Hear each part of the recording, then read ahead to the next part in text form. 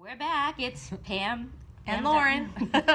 Back from the Masters. We definitely did online is the way to go. We use the library a lot because everything has to be credible and evidence-based. I like to go through the articles and I would just read the abstracts, and if I liked them or if I thought they were pertinent, I would email it to myself. And there's a part in it where you can send it to your APA format.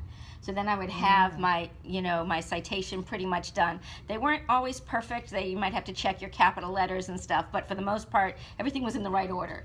And then if I decided to use that particular article, I already had the citation right there, and I would just copy and paste it back onto my flash drive, and I would go with that. I found using articles much easier for me than I did use the book of the course, but I didn't use too many other books. You liked the books. Yeah, I liked the books. I tried your way of emailing the articles to myself, and I never really got very good at it. I did use a lot of articles, of course, but I would often print the articles. I would read the abstracts, and when I found a couple that I liked for that week or a few that I liked for that week, I printed them, so I'd have them for the whole week.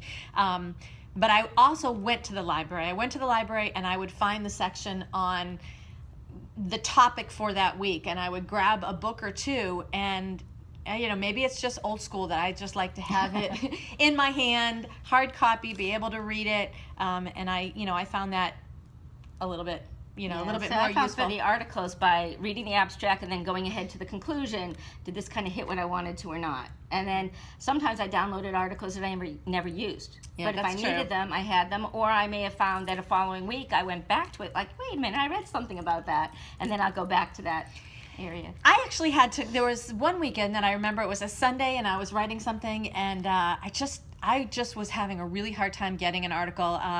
And I picked up the phone and I called the library. I actually got online and I found whatever the helpline was, and I called the library, and the librarian was so helpful to me. Oh. It was a Sunday morning, and she was very helpful and was able to find some information for me to make it easier. I also didn't realize that going online, I think it's Google Scholar. I didn't learn that kind of until the end.